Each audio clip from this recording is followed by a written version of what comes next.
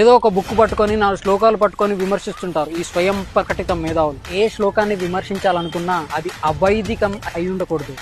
ఆ శ్లోక అనేది వేదాల నుంచి కాంట్రడిక్ట్ అవ్వకూడదు. వేదాలు తెలియాలంటే ముందుగా ఫౌండేషన్ ఆఫ్ సనాతన ధర్మ అంటే ఏంటో తెలియాలి. శృతి, స్మృతి, పురాణం, ఇతిహాసం, ఆగమం, సిద్ధాంతం.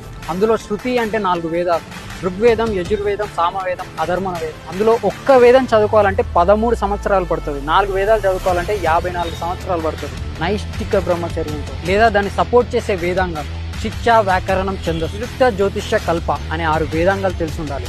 లేదా దాన్ని సపోర్ట్ చేసే 4 ఉపవేదాలైనా తెలిసి ఉండాలి. ఆయుర్వేదం, ధనుర్వేదం, గాంధర్వ వేదం, అర్థశాస్త్రం. మీకు 18 స్మృతులు తెలిసి ఉండాలి, 18 పురాణాలు తెలిసి ఉండాలి. అద్వయం, బద్వయం చైవ, బత్రయం, బతచుష్టయే, అనాపలింగ పుష్కాని, మార్కండేయ పురాణం, మత్స్య పురాణం, భగవత పురాణం, భవిష్య పురాణం, బ్రహ్మాండ పురాణం, బ్రహ్మ పురాణం, బ్రహ్మ వైవర్త పురాణం, విష్ణు పురాణం, వరాహ పురాణం, వామన పురాణం, వాయు పురాణం, అగ్ని పురాణం, నారద పురాణం, పద్మ పురాణం, లింగ పురాణం, గరుడ పురాణం, కూర్మ పురాణం, స్కాంద పురాణం. ఒక స్కాంద పురాణంలోనే 1,00,000 శ్లోకాలు ఉంటాయి. అది చదవాలంటే ఇలా లైఫ్ టైం సరిపోదు, మళ్ళీ మాట్లాడతారు. అండ్ పురాణాలు అనేవి ఫిలాసాఫికల్గా ఉంటాయి, దాన్ని డైరెక్ట్గా మెసేజ్ ఉండదు. సో అది తెలియాలంటే ఒక గురువు సహాయం అవసరం. Without having knowledge or qualification in aerospace engineering, how do you expect to understand the rocket science?